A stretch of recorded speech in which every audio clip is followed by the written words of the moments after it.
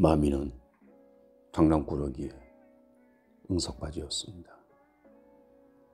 내가 어딜 가든 꼬리를 치며 쫓아왔고 작은 토끼 인형을 물고 다니며 즐거워했습니다.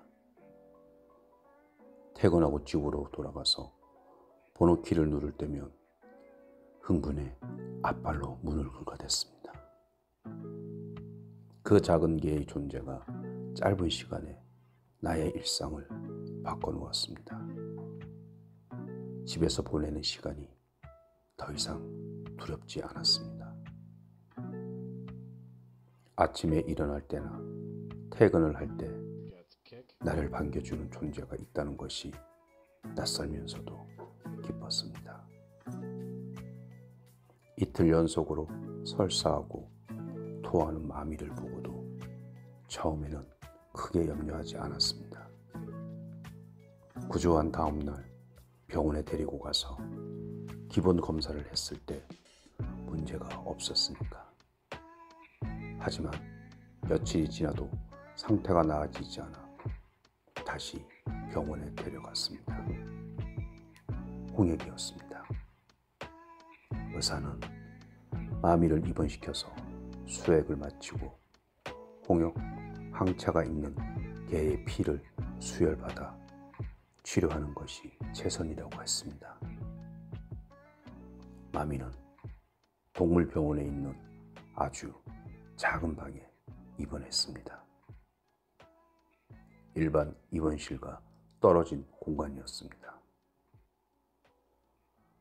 마미의 입원실 앞에는 살균제를 뿌린 패드가 깔려 있었습니다. 입원실에 드나들 때는 신발 바닥을 그 패드에 닦아야 했습니다. 손과 문고리도 소독해야 했습니다. 마미는 자신에게 벌어진 일을 이해하지 못했습니다. 링거줄이 답답했는지 이빨로 줄을 끊어 놓아서 머리에 넥 칼날을 씌워야 했습니다. 마미를 병원에 두고 집으로 가는데 발이 쉽게 떨어지지 않았습니다. 마미와 말이 통했다면 그 애가 병원에 있어야 하는 이유를 설명할 수 있을 텐데 그럴 수가 없어서 그 애가 창문도 없는 작은 방에 갇혀서 자신이 버려졌다고 생각할까봐 마음이 무거웠습니다. 다음 날 퇴근을 하자마자 동물병원으로 갔습니다. 패드에 신발 밑창을 닦는 동안 내 기척을 알아들은 마미가 안에서 삑삑 소리를 냈습니다. 내 칼날을 쓰고 한쪽 앞발에 조셉 바늘을 꽂은 마미가 두 발을 들어서 나를 반겼습니다. 애가 기운이 좋아요. 수의사가 희망이 있다는 듯이 말했습니다. 오늘 수혈을 받았으니 내일 아침에 백혈구 수치 검사하고 연락드릴게요. 나는 마미를 오래 쓰다듬어 줬습니다. 슬픈 내색을 하지 않으려고 밝게 이야기했습니다. 조금만 더 고생하자.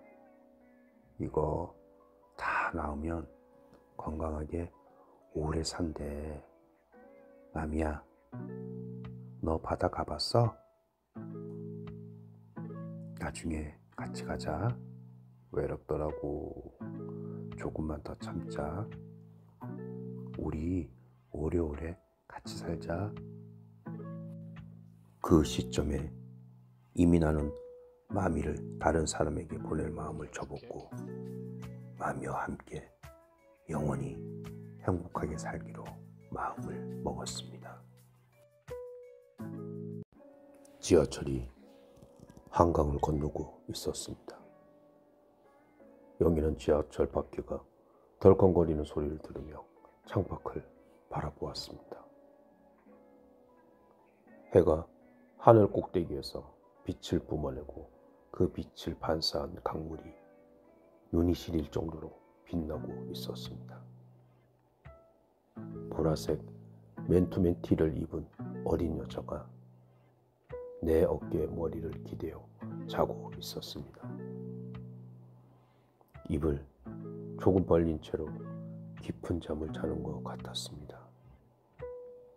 그 모습을 보고 있자니 20대 초반 지하철을 타고 왕복 2시간 거리를 오가며 통학하던 때가 떠올랐습니다. 항상 피곤했고 지하철에서는 대개 잠들어 있었습니다. 너무 깊은 잠든 날에는 나도 모르게 옆에 앉은 사람들 쪽으로 꾸벅대곤 했습니다. 학생, 그러지 말고 나한테 기대해. 그런 말을 하며 자기 어깨를 내어주던 여자들이 있었습니다. 그때의 나는 그 마음을 대수롭지 않게 여겼습니다. 결혼한 이후에도 지하철로 통근하던 시기가 있었습니다. 대학원 연구실에서 하루를 다 보내고 집으로 돌아갈 때면 나는 내가 탄 지하철이 집이 아닌 다른 곳으로 가는 상상을 했습니다. 유독한 공기가 밴 집으로 돌아가서 내게 남은 마음을 모두 끌어다 남편에게 쓸 힘이 점점 소멸해 가는 것 같았습니다. 언젠가부터 나는 집으로 갈 때면 늘 긴장해 있었습니다. 그날도 어깨를 잔뜩 웅크리고 굳은 얼굴을 한 채 핸드폰으로 뉴스를 읽고 있는데 20대 초반의 여자가 졸면서 내 어깨에 머리를 기댔습니다. 나는 그녀에게 참을 수 없이 화가 나서 어깨를 비틀어 그녀가 내게 기댈 수 없게 했습니다. 그런데도 그녀는 자꾸 내게 기대려 했습니다. 나는 곁눈질로 그녀를 봤습니다. 무릎 위에 커다란 백팩을 올려놓았고 오래 세탁하지 않은 듯 낡은 스니커즈를 신고 있었습니다. 그녀의 머리가 자꾸만 내게 닿는 것이 짜증스럽고 화가 나서 자리에서 일어났습니다. 나는 남편의 외도와 그와의 이혼이 내 무릎을 한순간 꺾이게 했다고 생각했었습니다. 하지만 정말 외도를 알기 전에 나는 정말 내 믿음대로 덜 아프고 덜 병들어 있었을까? 나는 남편과의 결혼으로 내가 짓는 문제와 내가 가진 가능성으로부터 동시에 도망치고자 했습니다. 나의 원가족으로부터 해결하기 어려워 보이는 상처로부터, 상처받을 가능성으로부터, 그리고 무엇보다도 진정한 사랑으로부터 멀어지고 싶었습니다. 사람을 진심으로 깊이 사랑하고 가슴이 찢기는 고통을 경험하고 싶지 않았습니다. 그런 감정적인 가능성으로부터 차단된 채로 미지근한 관계 속에서 안전하게 살아가고 싶었습니다.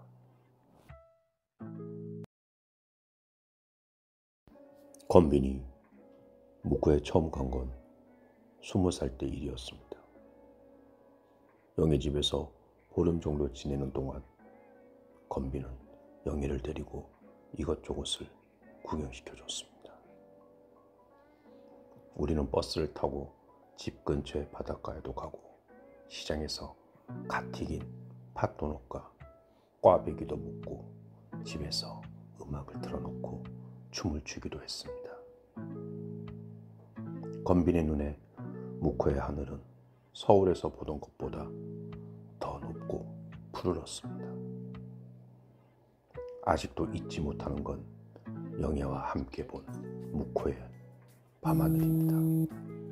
권비는 그때 은하수를 맨눈으로 처음 봤는데 한동안 아무 말도 할 수 없었습니다. 묵호에 도착한 지 하루도 지나지 않아서 영희는 권빈에게 마음을 열었습니다. 이 사람이 자신을 좋아하는지 싫어하는지, 자신을 해치려 하는지 돌보려 하는지.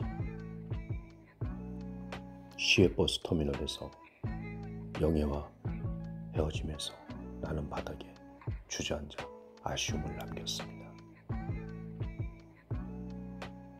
영애 씨와 정이 들어서이기도 했지만 한편으로는 앞으로 영애 씨를 못 볼지도 모른다는 예감 때문이었습니다. 다시 묵호에 내려가던 날 36살의 나는 자동차 뒷좌석에 살림살이를 가득 싣고 고속도로를 달렸습니다. 묵호등대 연구원 채용 공고를 본 건 한 달이 지났을 무렵이었습니다. 마침 내가 속해 있던 프로젝트 팀의 일이 끝나던 시점이었고 갈 곳이 없던 상황이기도 했습니다. 합격 연락을 받자마자 서울에서의 생활을 정리하기 시작했습니다. 침대와 장롱, 책상, 세탁기, 식탁, 카페, 식기를 전부 버렸습니다. 10년을 산 집이었기에 물건은 계속해서 나왔습니다. 이사 당일까지 쓰레기 봉투 몇 개를 더 채우고서야 끝이 났습니다. 권비는 서울 생활을 정리하고 다시 묵호로 내려왔습니다. 그곳에 아직도 혼자 살고 있는 영애 씨를 만났습니다. 15년이란 세월이 흘렀지만 영애 씨는 변함없는 외모를 간직하고 있었습니다.